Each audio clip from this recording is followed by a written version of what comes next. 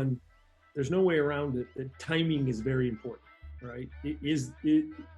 What you're creating, the product that the product or this, if it's a service or an innovation, is it the right time?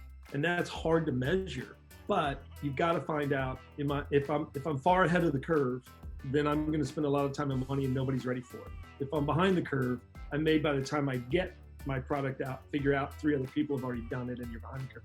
So you've got to look at the market dynamics and say, what's the timing behind it? That one's tough, right? That's why I say the market validation is so important. Go talk to who you think your potential clients might be. They'll tell you right off the bat. I've seen 5 other companies. We're looking at 6 or 4 of them, or you know what? That's really interesting, but we're not there yet.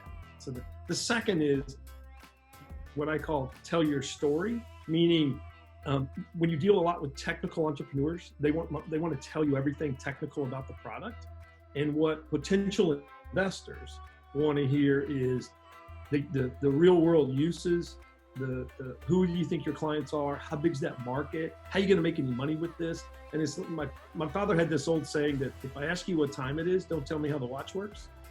And so some technical entrepreneurs who've worked so long on the product want to really get into let me tell you how it all works.